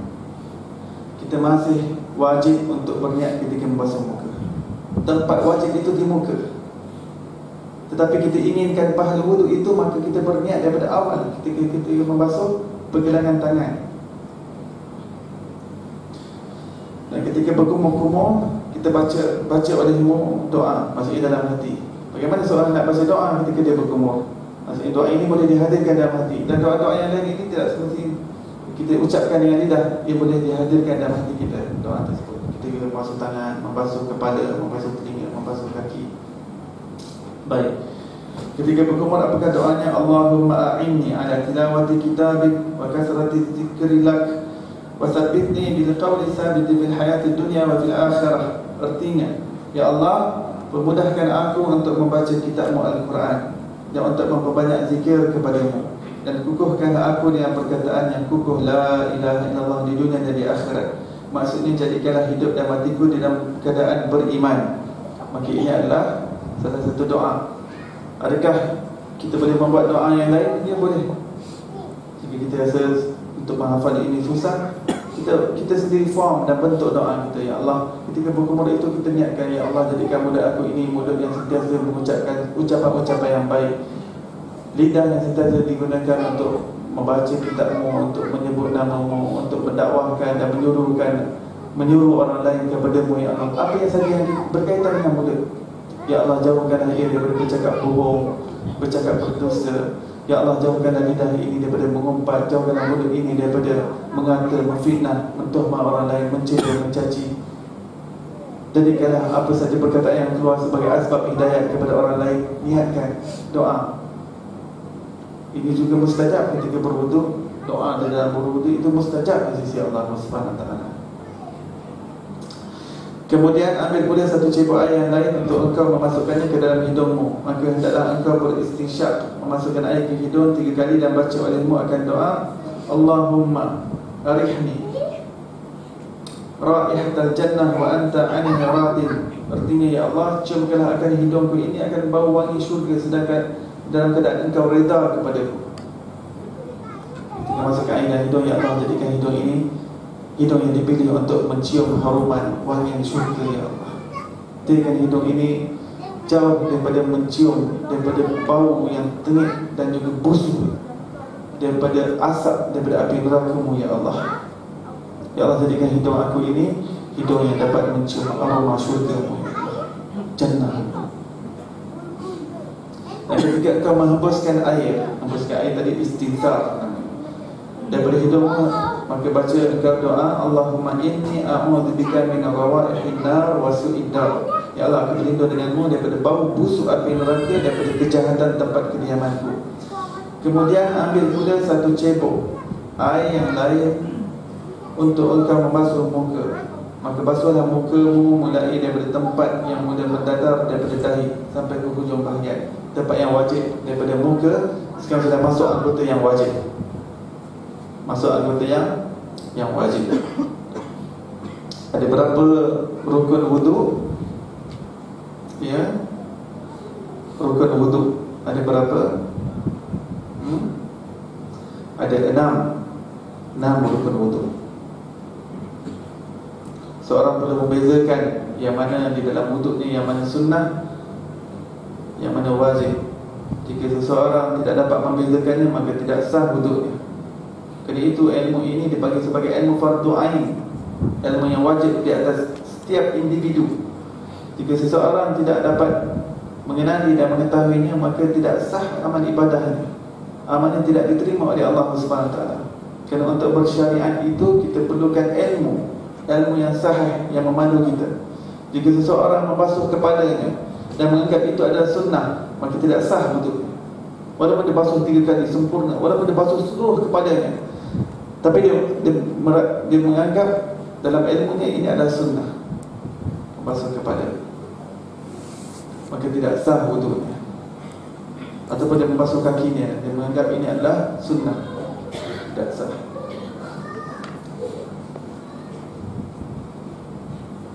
Tapi ada perselisihan pendapat mengatakan orang yang membasuh yang sunnah dan dia menganggap itu wajib, ada pendapat mengatakan tidak sah, dan ada pendapat yang lebih kuat mengatakan sah.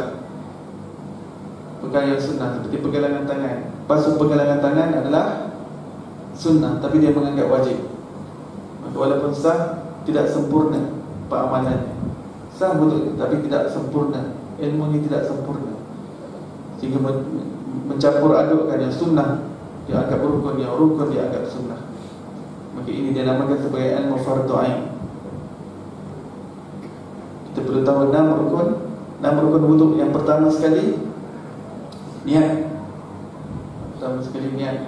Yang kedua basuh muka. Yang ketiga basuh tangan. Yang ketiga, yang keempat basuh kepala. Bukan rambut bukan basuh rambut, basuh kepala. Yang kelima basuh kaki. Yang keenam tertib.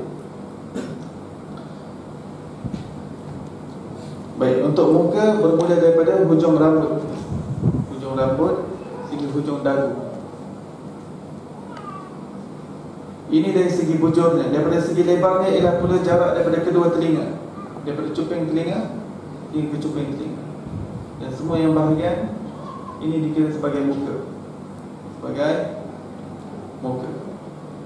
Segmen kita ini dikira sebagai muka. Daripada atas kita kena pada segmen, kan? Betul tak? Bahagian segmen ini dikira sebagai muka. Jika ada orang yang segmennya panjang begitu sampai lebih daripada muka ni, selisih pendapat daripada ulama. Yang terbaik basuhkan juga. Biasanya itu kena kepada wanita. Wanita segmennya panjang melebihi daripada kawasan muka. Maka ada ulama yang mengatakan wajib basuh walaupun ia terlebih daripada kawasan muka. Maka basuh muka termasuk pada segmen yang terlebih itu. Lelaki ada tak yang terlebih? Ada juga kadang-kadang yang boleh segmen panjang. Ada yang mengatakan tidak wajib, tapi untuk mengeluarkan kita daripada khilaf, lakukan yang wajib, yang ulama kata wajib itu yang terbaik, supaya kita dapat ikhtiar lebih berhati-hati, lebih cermat.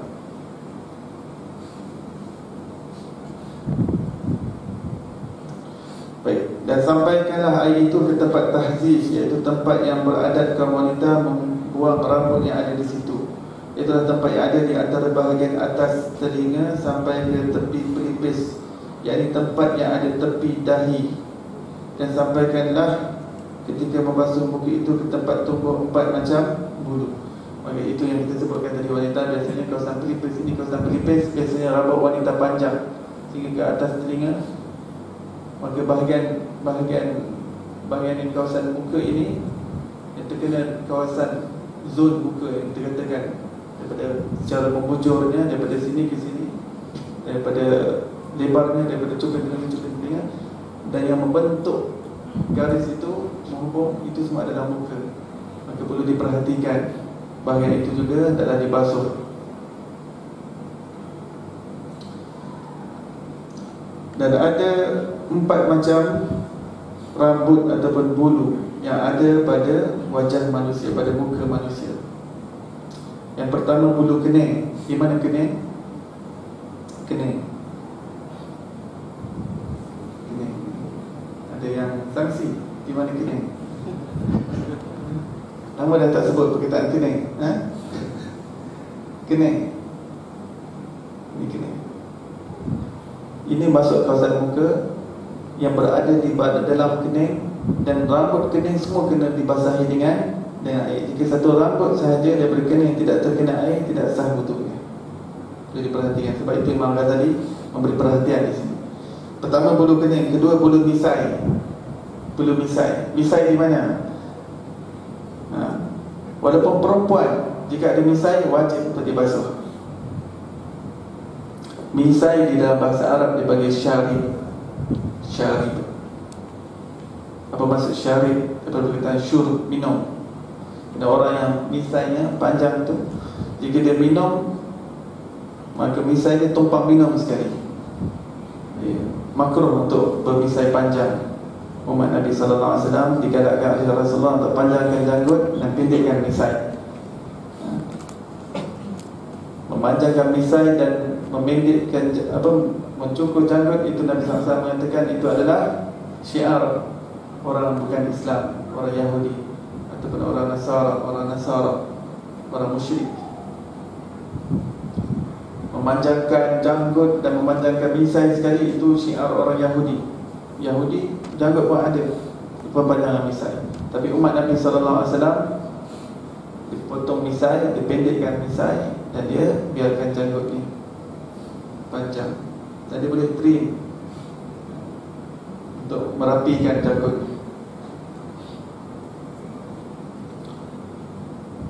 Kemudian bulu mata. Bulu mata yang lentik, bulu mata itu juga wajib untuk air sampai kepada setiap bulu mata tersebut, ataupun disebut sebagai alis mata.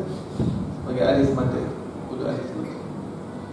Seterusnya bulu azhar, iaitu bulu yang tumbuh daripada tempat permulaan janggut sampai membetuli kedua telinganya. Baik, kalau ini janggut,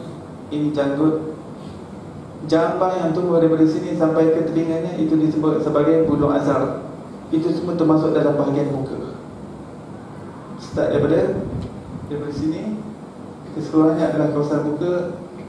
Setiap rambut dan juga daging yang berada di sebaliknya wajib untuk terkena dengan air. Kalau ada jambang, maka perlu digosok supaya air dapat sampai. Dan wajib menyampaikan air ke tempat tumbuh janggut yang tipis, dan tidak wajib menyampaikan air ke tempat tumbuh janggut yang tebal.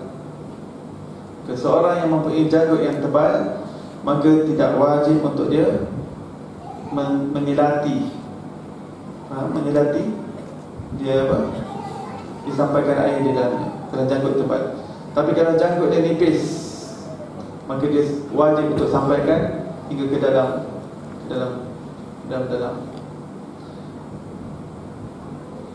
Dan apakah perbezaan janggut nipis dan janggut tebal? Apakah yang menyebabkan perbezaan antara janggut nipis dan janggut tebal? Ulama mendefinisikan bahawa yang dinamakan sebagai janggut tebal, bila orang yang berada berhadapan dengannya tidak nampak warna kulit di dalam janggut tersebut. Janggut yang begitu tebal sehingga menutup warna daging, tidak nampak daging, tak nampak kulit di dalam janggut tersebut. Dan apa yang dimasukkan janggut nipis, orang yang berada di hadapannya masih nampak warna kulit di dalam janggut tersebut. Itu dinamakan sebagai janggut nipis.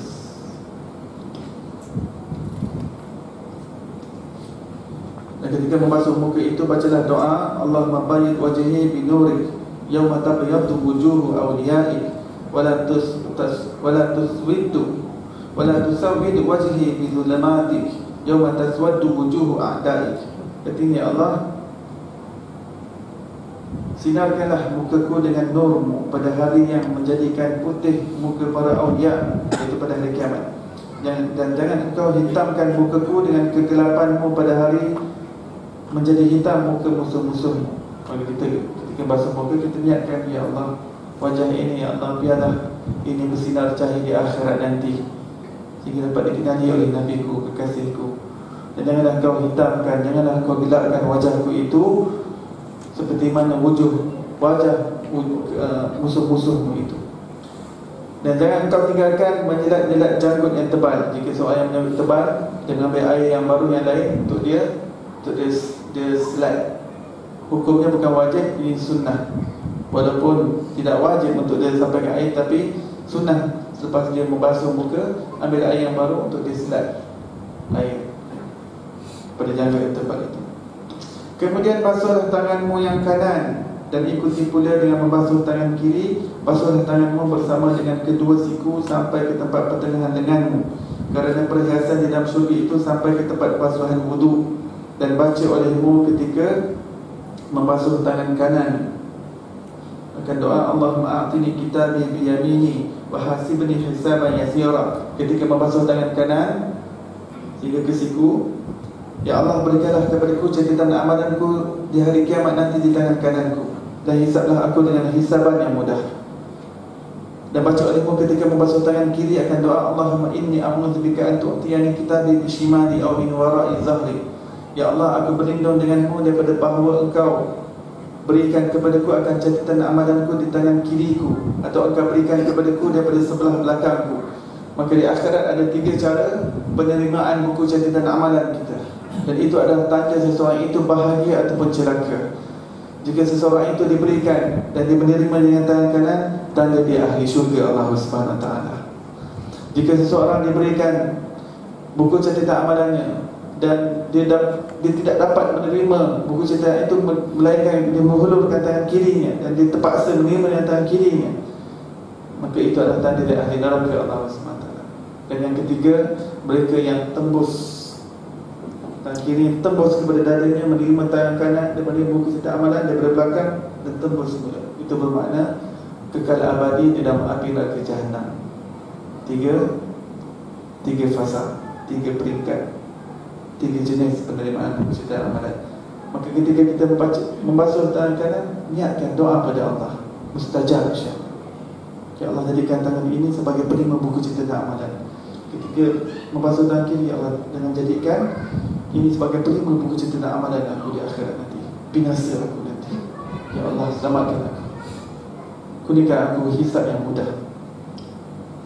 Siti Aisyah radhiyallahu anha tanya, ya Rasulullah, apa itu hisab yang mudah? Apakah yang dimaksudkan yang hisab yang mudah? Adakah bermaksud hisab mudah maksudnya dibukakan buku catatan amalannya, kemudian ditengok-tengok, kemudian dimudahkan, kemudian dia terus masuk? Habis salat saya menyatakan bukan demikian. Maksud hisab yang mudah adalah di hadapan Allah SWT nanti. Apabila dia dihadapkan di depan Allah, kerana setiap individu akan berhadapan dengan Allah secara individual, satu persatu akan dihadapkan dengan buku catatan amalannya, dengan setiap rekorder daripada badannya. Setiap tangannya akan berbicara menjadi saksi kepada perbuatannya, dihadapkan bersama dengan malaikat rakib dan atid jadi saksi. Ketika itu tidak ada siapa yang boleh lari daripada mahkamah ilahi. Hakimnya adalah ahkamul hakimin sendiri. Yang dimasukkan yang mudah, perhisaban yang mudah, hisaban yasir, bahasa Arab. hisaban yasira, iaitu buku catatan amalannya diletakkan di hadapan Allah. Letakkan, Allah Ta'ala kata go, diletakkan saja tanpa membuka. Nabi SAW mengatakan, jika diletakkan dan disuruh buka sahaja, sesuatu itu tidak akan terlepas. Tidak akan terlepas. Jika dibukakan sahaja, bermaksud akan ada sahaja kecacatan, akan ada sahaja kelemahan, akan sahaja dosa, maksiat di mana-mana yang dia susah untuk terlepas daripada perbicaraan. Maksudnya bukan hisaban yang mudah, itu maksudnya dia dimudahkan perhisabannya, kemudian diampunkan. Tidak, hanya diletakkan saja di hadapan Allah. Allah kata smart tag, go. Tapi kalau dia nak buka, kena buka tingkap dulu, kena hulurkan dulu, tanpa touch and go. Itu Nabi SAW mengatakan, sesiapa yang mulia saja dihisap walaupun satu perkara, dia akan berhenti kepada perkara-perkara yang lain. Dia tidak akan terlepas, kata Nabi SAW. Susah untuk terlepas. Melainkan ketika itu kita mengharapkan syafaat Nabi SAW. Tapi masing-masing perlu merisaukan dan satu keresahan pada dirinya, bagaimana keadaannya pada ketika itu. Itu maksud hisaban yasira. Dan seorang yang menerima buku catatan amalan dengan tangan kanan, dia akan gembira. Kerana itu sudah menjadi tanda awal dia akan menjadi ahli syurga Allah Subhanahu Wa Taala. Dia mendapat sahaja dengan tangan kanannya, dia terus menjerit, hori hori, haum haum, iqra'u kitabiyah, inni zanantu anni mulaqin hisabiyah, fi jannatin 'aliyah, qutufuha daniyah, kulu washrabu hani'an bima aslaftum fil ayyamin khaliyah. Lihat buku catatan aku. Tengok, ada tahajud, ada solat, ada sedekah. Ketika itu bangga dirinya tidak akan menyebabkan dia seorang yang binasa.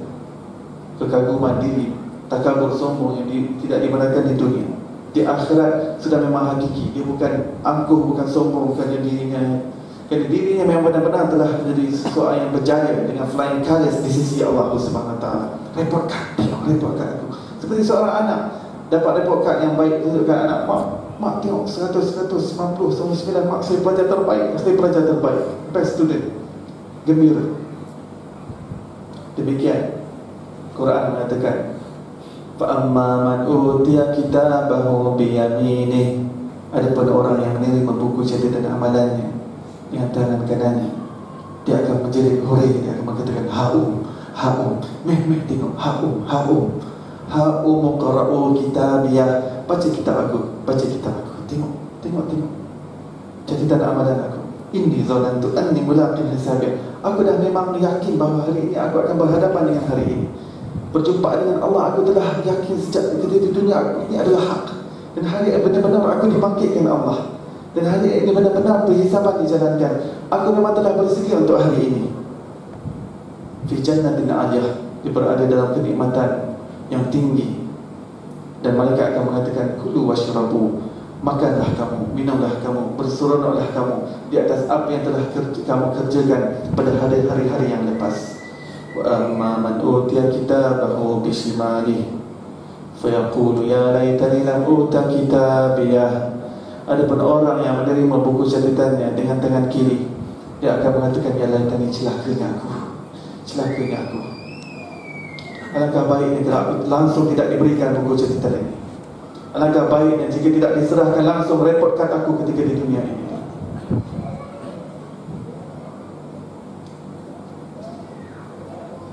Halaka anni sultaniyah, telah sia-sia segala tenaga aku, segala harta aku, segala kekayaan aku. Rupa-rupanya hari ini datang dan tiba juga kepada aku. Segala pangkat, segala kedudukan telah pergi, segala title telah hilang, segala peringkat telah hancur, dan aku hanya datang seorang diri di hadapan Allah. Alangkah baik kalau aku tidak dibangkitkan pada hari ini. Ya laitani kuntu turaba, alangkah baiknya kalau aku ditukarkan menjadi debu tanah sahaja. Kalau menerima tangan kanan, tangan kiri, ataupun menerima dengan daripada tembusan dadanya, menerima buku catatan daripada belakang.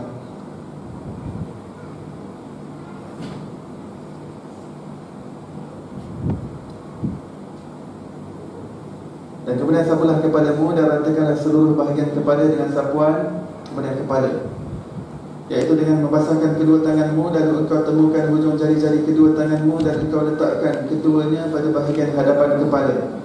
Kemudian engkau lakukan kedua tanganmu itu ke bahagian belakang daripada kepalamu. Setelah itu engkau kembalikan semula kedua tanganmu itu ke hadapan. Ini baru dikira satu kali sapuan. Maka engkau buat seperti ini 3 kali dan baca olehmu. Baik, basahan kepala itu walaupun basahan kepala yang wajib itu adalah satu rambut. Satu rambut sudah mencukupi daripada kepala. Tetapi yang kesempurnaannya adalah kita membasuh kesemuanya. Bagaimana di adab dan sunnah yang ditunjukkan oleh Imam Al-Ghazali adalah membasahkan air dan meletakkan jari di hujung, di depan kepala dan menggabungkannya ke belakang. Kemudian terbalikkan ke depan. Itu dikira sebagai satu kali. Menurut mazhab Imam Malik, wajib untuk membasuh kesemuanya itu. Untuk membasuh dengan sedemikian adalah wajib. Walaupun mazhab Syafi'i mengatakan satu rambut adalah mencukupi, tetapi yang terbaik ulama Syafi'i yang mengatakan adalah membasuh kesemuanya. Itu adalah sunnah. Yang membaca doa, Allahumma ghashini bi rahmatik wa anzil alayya min barakatik wa azillani tahta dhilla arshik yawma la dhilla illa dhilluk. Allahumma harrim sya'ri wa bashari 'ala an-nar. Ya Allah, liputilah aku dengan rahmatmu dan turunkanlah kepadaku berkatmu, dan naungilah aku di bawah naungan arasmu di hari yang tidak ada naungan kecuali hanya naunganmu. Ya Allah, haramkanlah rambutku dan kulitku daripada sentuhan api neraka. Yang dinamakan kepala itu adalah rambut yang berada di bahagian kepala, sampai belakang. Jika ingin terkeluar rambut yang panjang di kawasan tengkuk itu dah terkeluar daripada kawasan kepala. Jika seseorang yang membasuh rambutnya di bahagian itu yang terkeluar daripada bahagian kepala tidak mencukupi. Dia perlu membasuh yang bahagian kepala, mana-mana daripada bahagian. Jika seorang rambutnya panjang dan dia ingin basuh ujungnya sahaja, tidak sah. Jadi itulah terkeluar daripada kawasan kepalanya. Kemudian engkau sapu kedua telingamu luar dan dalam dengan air yang baru, bukan air yang berbaki di tangan selepas menyapu kepala, iaitu air yang berlainan. Dan masukkanlah kedua telunjukmu ke dalam dua lubang telingamu, kedua telunjuk. Maka engkau sapukan bahagian luar dengan ibu jari dan baca oleh. Ibu jari maksudnya bahagian luar.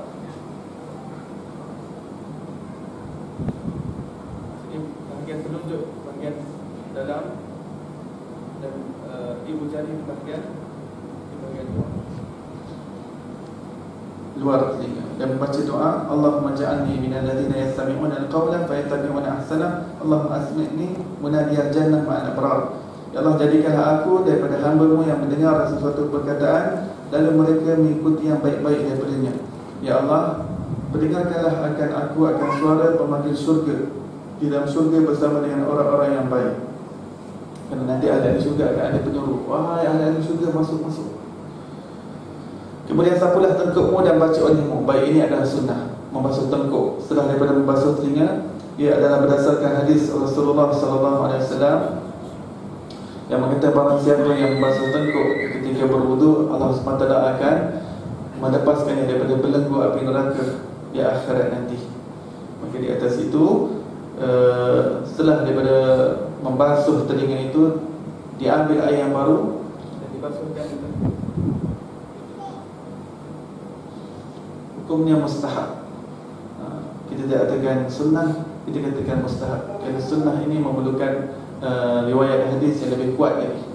Kerana hadis tengkuk tadi riwayatnya taif, tetapi ia bukan taif daripada segi matan, ia segi periwayatan. Maka Maulana Abdul Hayy Laknawi telah menjumpai hadis ini dan kitab hadis mengatakan ini sunnah untuk dilakukan tengkuk. Dan membaca doa, Allahumma fukka raqabati minan nar wa a'udzubika minas salasil wal aghlal. Ya Allah, merdekakan, yakni bebaskanlah tengkuk ini daripada api neraka, dan aku berlindung denganmu daripada segala rantai dan belenggu di dalam api neraka. Kemudian basuhlah kakimu yang kanan dan diiringi dengan kaki yang kiri dengan menyempurnakan basuhan sampai kepada dua buku lali. dan diselati celah-celah jari kakimu dengan kelingking tanganmu yang kiri. Disunahkan untuk menyelati celah-celah ibu jari kita, celah-celah jari kaki kita dengan jari kelingking kita yang kiri. Dimulakan daripada sebelah kanan, daripada hujung jari kelingking kaki kanan kita hingga ke ibu jarinya. Kerana apabila nak mulakan kaki kiri, dimulakan daripada ibu jari supaya ianya menghabiskan daripada jari kelingking ke kelingking yang lain.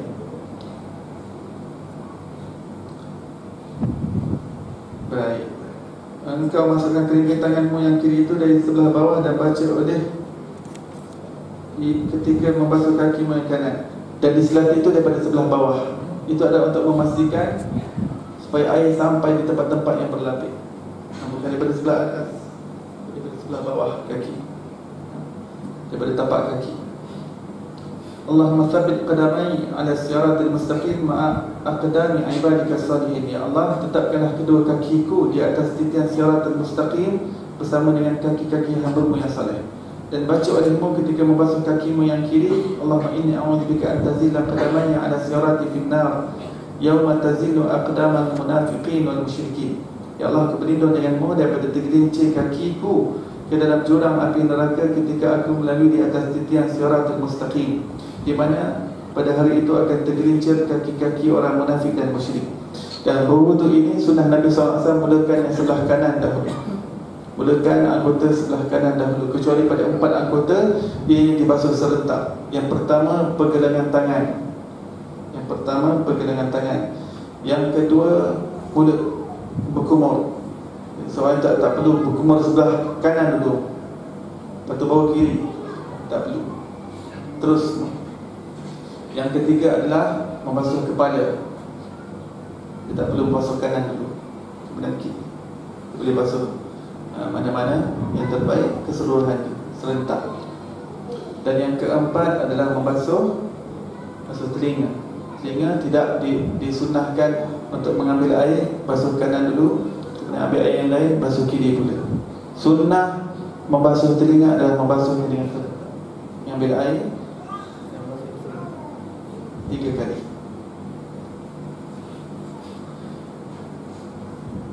Dan basuhlah kakimu sehingga sampai ke pertengahan betismu. Kenapa betis? Supaya dapat menyelubungi dan meliputi semua bahagian yang wajib. Yang wajib itu di buku lagi. Tapi kalau seseorang itu hanya sampai ke buku lagi saja, takut ada bahagian yang betul-betul ngam sepadan daripada tempat wajib yang tidak dibasuh, menyebabkan wuduknya tidak sah. Maka dilebihkan sedikit, maka sempurna bahagian wajib itu. Apabila engkau telah selesai daripada berwudu, maka angkatlah penglihatanmu ke langit dan baca olehmu. Maka ini adalah doa yang penting untuk dibaca oleh setiap Muslim. Ini doa yang diajarkan Nabi SAW. Sunnah untuk kita mengamalkan sunnah doa ini setelah kita mengambil wudu, yang sangat-sangat dianjurkan oleh Nabi SAW. Apakah doa selepas wudu? Asyhadu an la ilaha illallah wahdahu la syarikalah wa asyhadu anna Muhammadan abduhu wa rasuluh. Subhanakallahumma bihamdika asyhadu an la ilaha illa anta amiltu su'an wa zalamtu nafsi astaghfiruka wa atubu ilaik faghfirli wa tub alayya innaka antat tawwabur rahim. Allahumma ja'alni minat tawabin wa ja'alni minal mutatahhirin wa ja'alni min ibadikas salihin wa ja'alni saburan syakuran wa ja'alni adhkuruka dhikran katsira wa usabbihaka bukratan wa asila. Baik, doa yang dibawa oleh Imam Ghazali ini adalah versi yang panjang. Yang beliau menggabungkan riwayat yang lain bersama dengan riwayat ini. Dan ada yang diambil daripada doa yang dilakukan oleh sahabat, dicampurkan pula dengan doa yang asal daripada Nabi SAW. Maka siapa yang dapat menghafal yang banyak ini yang terbaik. Tetapi pada asasnya doa selepas daripada mengambil wudu adalah asyhadu an la ilaha illallah wahdahu la syarikalah wa asyhadu anna Muhammadan abduhu wa rasuluh. Itu yang asal, yang asas. Yang lain daripada itu adalah tambahan. Ada daripada kalangannya para sahabat membuat tambahan, ada daripada kalangannya para tabi'in, pada orang-orang saleh yang membuat tambahan. Tetapi dengan tambahan yang baik, seperti mana yang telah kita amalkan selalu. Allahumma ja'alni minat tawabin wa ja'alni minal mutatahhirin wa ja'alni min ibadikas salihin. Hadis mengatakan apabila Nabi SAW membacakan doa lepas wudu ini, Nabi SAW akan mengangkat tangannya, akan melihat ke langit. Kenapa? Kerana Nabi SAW mengatakan sesiapa membaca doa ini setelah wudu, Allah Ta'ala membukakan pintu-pintu syurga Allah SWT. Sehingga pada ketika itu bidadari akan melihat bakal suaminya ketika untuk di akhirat nanti. Kerana mereka sudah mengenali calon suaminya. Para bidadari di syurga, mereka telah mengenali. Hati mereka sudah bergejolak rindu untuk berjumpa dengan suaminya itu. Jadi calon setiap suami itu, setiap bidadari sudah tahu. Terbuka syurga, mereka melihat jerit-jerit mereka. Handsome lah, handsome-nya. Hadis Nabi SAW mengatakan, jika ada mana-mana isteri yang menyakiti daripada suaminya, maka nanti bidadari-bidadari di syurga akan menjerit menempelak. Hei kamu, baik-baik dengan suami aku, aku dengan dia akan bersama, kekal selama-lama dengan dia. Kamu belum tentu lagi kekal bersama dengannya. Kalau dia nikahnya intai, maka insyaAllah akan menjadi bidadari di syurga, bidadari untuk suaminya, bahkan menjadi penghulu bidadari. Tapi adakah sama ada perkahwinan itu akan intai sampai akhir umur? Mereka berdua tidak ada jaminan. Tetapi syurga itu dah memang Allah Ta'ala tetapkan. Di Lauh Mahfuz sudah memang tetap yang ini untuk ini saja. Tidak ada lelaki lain yang boleh lihat bidadari. Tetapi isteri yang salihah, isteri yang taat kepada suaminya, yang menjaga kehormatan, menjaga harta suaminya, menjaga solatnya, puasanya, mendidik anak-anaknya, akan menjadi penghulu bidadari di akhirat nanti. Di syurga, dia yang paling cantik sekali dalam syurga suami dia. Tidak ada bidadari yang boleh dapat dikomparekan dengan isteri yang datang daripada dunia ini. Maka isteri di dunia pun perlu dijaga, kerana mereka boleh jadi penghulu bidadari kita di akhirat nanti. Maka sesiapa yang baca doa ini selepas ia berwuduk pasti akan keluar segala dosanya daripada segala anggotanya, dan dicop ke atas wujudnya dengan cop, maksudnya diterima di sisi Allah, lalu diangkat dan diletakkan di bawah arasy. Maka sentiasalah wuduk tadi bertasbih kepada Allah, dan ditulis baginya pahala wuduk itu sampai ke hari kiamat. Setiap kali kita berwuduk, dosa-dosa yang dilakukan dengan tangan, dengan mata akan gugur. Imam Abu Hanifah mengetahui secara spesifik apakah dosa-dosa yang dilakukan oleh seseorang jika dia melihat seseorang itu berwuduk. Kerana itu Nabi SAW mengatakan, seseorang yang berwuduk, kesalahan dan kesilapan dosanya akan gugur bersama dengan daripada air wuduk, sehingga tisisan terakhir akan keluar. Imam Abu Hanifah nampak dengan mata kepalanya. Kerana itu dalam mazhab Hanafi disunatkan setelah daripada berwuduk untuk lap, supaya tak masuk masjid rumah Allah yang suci bersama dengan titisan-titisan daripada air dan dosa tadi. Sebab setiap titisan itu Imam Abu Hanifah nampak dosa-dosa yang jatuh. Sebab mazhab Hanafi menetapkan di atas apa yang dilihat dengan mata kasar untuk disunatkan untuk kesat dulu daripada basuhan wuduk itu. Ulama kata yang jatuh itu dosa-dosa kecil. Adapun dosa-dosa besar perlukan sunat taubat azam, tidak melakukannya lagi dan menyesal. Sikit lagi, dan hendaklah kamu meninggalkan 7 perkara di bawah ini ketika berwuduk. Yang pertama, melepaskan tangan untuk memercikkan air selepas wuduk. Kedua, menamparkan air ke muka, displashkan air. Pada air itu patutnya diletakkan daripada atas dan sampaikan ke bawah. Ketiga, bercakap-cakap ketika berwuduk adalah ditegah. Ini makruh, ditegah dalam agama kita. Tidak. Kadang-kadang ada orang bercakap ketika wuduk. Mana, apa khabar man? Anak kau macam mana? Dia okey? Sekolah dia okey? Ya Allah, waktu itu patutnya hati sudah khusyuk dengan Allah SWT. Seorang yang ada ilmu, dia tidak akan bercakap-cakap. Kalau boleh dia tegur. Kalau kawan dia tak terasa hati, minta dia, ya, tinggal berwuduk. Tapi takut dia terasa hati, terpaksa layan. Tapi jika seorang terpaksa layan, hatinya kalau boleh jangan hilang dan terluput daripada pautan dengan Allah Subhanahu Wa Taala. Keempat, membasuh anggota wuduk lebih daripada 3 kali, kena membazir. Kelima, menggunakan air tanpa ada hajat, tetapi hanya semata-mata was-was dan syaitan yang mengganggu orang yang sedang berwuduk, namanya walhan. Ada syaitan yang khusus mengganggu orang berwuduk, namanya syaitan walhan. dia akan sentiasa letak was-was.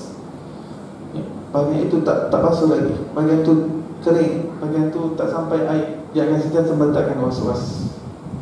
Caranya bagaimana untuk mengatasi? Banyak yang baca qul a'udzu birabbin nas. Kita buat yang terbaik. Jika syaitan datang kejam, air sudah sampai. Melainkan kalau ada selotip memang ada di situ, ataupun cat, memang kena hilangkan dulu. Tak sah wuduknya tadi.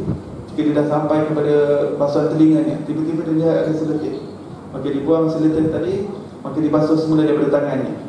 Dia tak perlu start daripada awal balik. Dia tak perlu basuh mukanya semula, basuh daripada tangannya semula sehingga akhir. Keenam, berwuduk dengan air musyammas, iaitu air yang terkena panas matahari dan negeri yang panas pula. Biasa ini di negara Arab. Saya tinggal di Yaman dahulu beberapa tahun. Ketika musim panas, subhanallah, air pipe ini kita tak boleh guna. Ataupun kita kena buka lepas beberapa minit sampai air dia hilang panas, baru kita boleh gunakan. Jadi juga air tangki, kena panasnya begitu panas matahari di panas, kepanasan di padang pasir ini lain daripada tempat kita. Lain. Ini boleh memudaratkan, panas itu boleh memudaratkan. Kadang-kadang boleh melecur.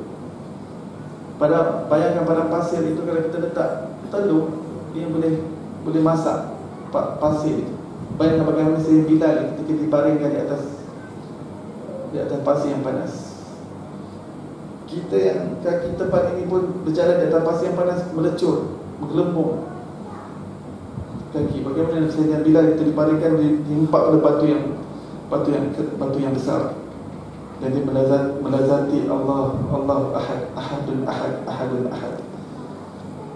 Ketujuh, berwuduk dengan menggunakan bekas-bekas daripada tembaga. Maka yang 7 perkara ini hukumnya makruh ketika berwuduk. Dan disebut pula dalam hadis, artinya sesungguhnya sesiapa yang menyebut nama Allah ketika berwuduk, maka Allah menyucikan jasadnya semua. Maksud jasadnya semua, luaran dan dalaman, zahir dan batin. Tetapi sesiapa yang tidak menyebut nama Allah di dalam wuduk, maka tidak suci daripada jasadnya kecuali hanya anggota yang terkena air sahaja.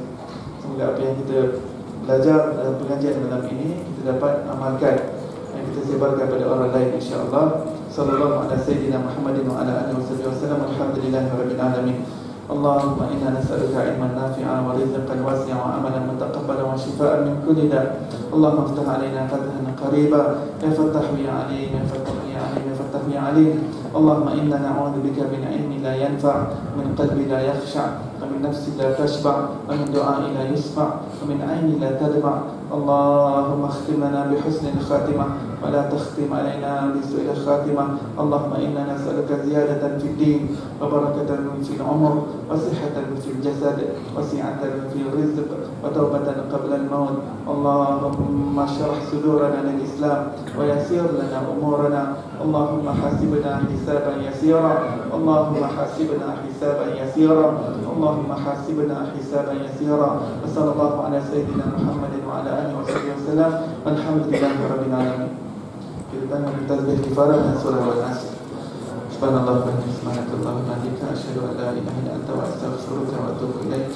Bismillahirrahmanirrahim. Wal 'asr, innal insana lafi khusr illa alladhina amanu wa 'amilus solihati wa tawassaw bil haqqi wa tawassaw bis sabr.